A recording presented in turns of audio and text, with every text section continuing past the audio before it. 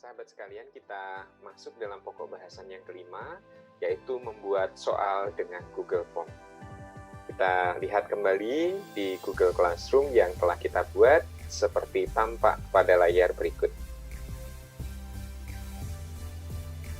Baik, kita akan mulai tips membuat soal online dengan Google Form dengan kita klik Classwork, kemudian kita membuat satu penugasan baru, assignment, lalu kemudian kita coba klik dengan soal. Mengingat sudah pernah disiapkan, maka akan saya lampirkan saja, tetapi jika belum pernah dibuat sebelumnya, silahkan klik create, kemudian forms. Nah, saya akan tautkan yang sudah saya buat, lalu kemudian mari kita lihat detailnya, bagaimana soal online ini bisa dimanfaatkan untuk kegiatan atau kuis yang akan kita berikan kepada peserta didik. Ini adalah soalnya, bisa dimasukkan atau di-insert. Baik, soal sudah ditautkan, namun kita lihat terlebih dahulu bagaimana soal ini dibuat. Pada prinsipnya, sahabat sekalian, ini adalah Google Form.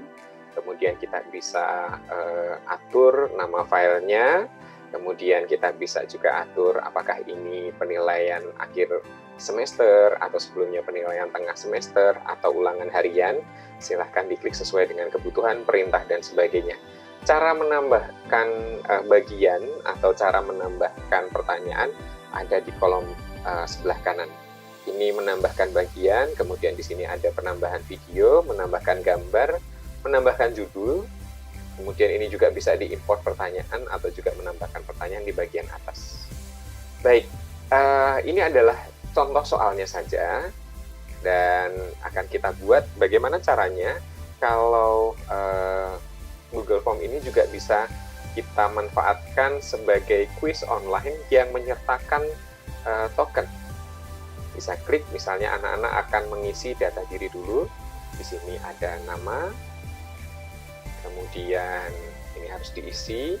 Biasanya nama untuk mempermudah, maka kita ambil dari presensi, kemudian kita buat dalam bentuk drop down, gitu ya. Di sini kita bisa tulis Denis dan sebagainya ke bawah, gitu ya. Lalu kemudian ada nomor absen,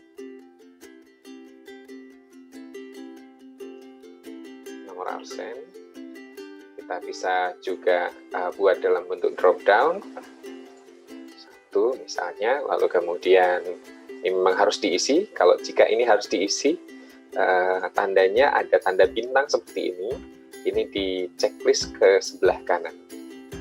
Kemudian untuk kegiatan kita tercatat tanggalnya juga silahkan ditulis tanggal, maka otomatis akan keluar date. Kemudian ini juga harus diisi. Nah, untuk mengunci soal juga bisa disetting supaya Google Form ini dikerjakan sesuai dengan kebutuhan kegiatan pembelajaran. Misalnya ini akan dibuat token soalnya, bisa ditambahkan pertanyaan, kita bisa ketik token soal atau kode soal, seperti itu. Lalu kemudian kita bisa tambahkan, nah ini bisa dengan cara ini ya, tambahkan bahwa jawaban itu salah, atau di titik 3 ini bisa kita setting untuk respons validasi atau respons validation atau validasi responsnya kita bisa atur. Misalnya karena ini ekspresi reguler, kita bisa klik yang paling bawah. Polanya adalah misalnya kejujuran, K-nya besar, kejujuran. Maka nanti ketika akan mengisi dengan huruf kecil semua, dia tidak akan bisa masuk kepada badan soal. Maka pada badan soal lebih baik dipisahkan menjadi dua bagian. Ini ada di bagian yang kedua. Baik, ini badan soal. Baik, kita bisa lihat terlebih dahulu sebelum kita setting yang lain-lain ya. Jadi terlihat di layar seperti yang tampak gitu ya. Nama misalnya Denis, nomor presensi 1, tanggal bisa disetting hari ini. kita akan klik misalnya salah, kejujuran kecil semua, gitu ya, maka tidak akan masuk ke dalam badan soal. Harus sesuai dengan pola yang sudah diketik. Kita coba kalau K-nya besar. Maka akan bisa masuk ke badan soal seperti yang sudah disetting. Ya, ini sesuai dengan setting. Baik, ini setting sederhana untuk Google Form yang kita bisa buat di Google Classroom dan kita tautkan di Google Classroom maksud saya. Baik, ini badan soal. Setelah selesai, misalnya soal-soal dan sebagainya, juga toh di sini bisa ditambahkan soal uraian. Bisa disetting juga untuk menambahkan, misalnya di atas sekiranya akan ditambahkan tema, gambar, dan sebagainya bisa ditambahkan. Kemudian validasi respons atau jawaban juga bisa dipantau ketika misalnya siswa-siswi sudah memasukkan jawabannya. Sebelum keluar dari ruang Zoom bisa dibuat spreadsheet-nya agar responsnya terpantau oleh kita. Ya, jadi setiap kali siswa selesai submit akan tampak pada layar dan sebagainya. Seperti yang ada di sini ya, nanti akan keluar timestamps-nya, artinya tanggal, waktu, dan siswa yang submit akan terlihat di sini.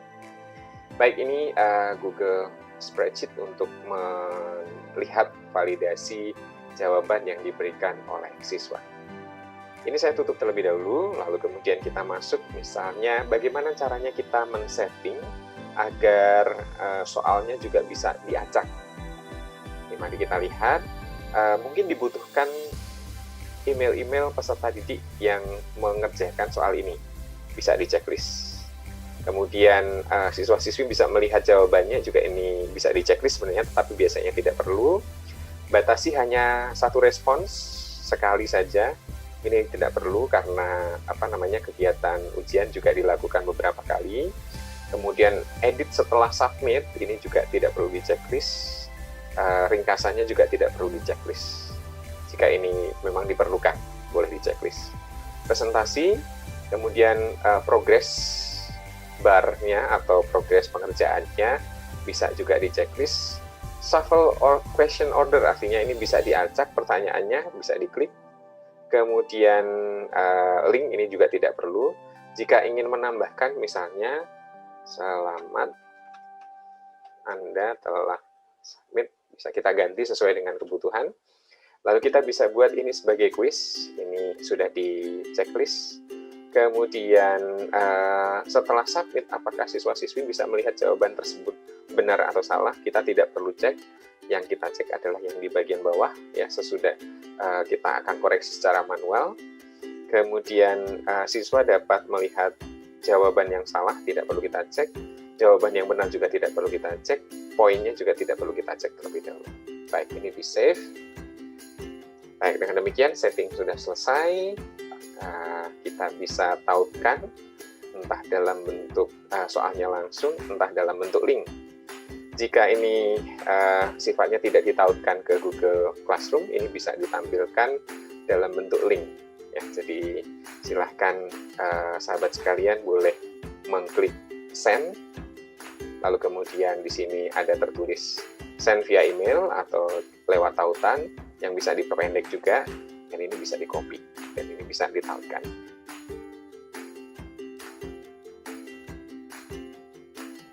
Namun jika ini menggunakan Google Classroom, alangkah lebih baik jika soalnya ditautkan dengan cara masuk ke Google Drive terlebih dahulu. Kita lihat Google Drive-nya, lalu kemudian yang baru saja kita buka adalah soal ini. Baik, untuk setting soal online sudah saya jelaskan dan ini sudah masuk. Kemudian kita bisa tugaskan misalnya kepada Denis, lalu kemudian esok hari akan ada tugas ini, topiknya pada pendalaman materi. Baik, ini dia, dan soal sudah saya tautkan di Google Classroom. Kita lihat tampil di layar, ini dalam bentuk draft.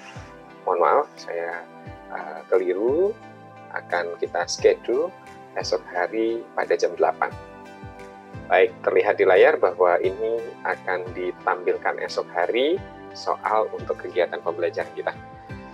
Sahabat sekalian, dengan pokok bahasan terakhir membuat soal dengan Google Form tadi, berakhir sudahlah kelas online dengan tema Google Classroom yang kita laksanakan pada kesempatan kali ini. Semoga pembelajaran asinkronus online ini bermanfaat bagi kita sekalian, terutama yang dari awal tadi mempraktikkan bagaimana meregistrasi, sampai kemudian bisa membuat soal dengan Google Form dan menyampaikannya kepada siswa. Semoga usaha kita, niatnya baik dan rencana kita mendapat berkat tersendiri bagi keluarga kita dan bagi peserta didik yang kita layani. Tuhan memberkati seluruh rencana dan juga usaha kita. Amin.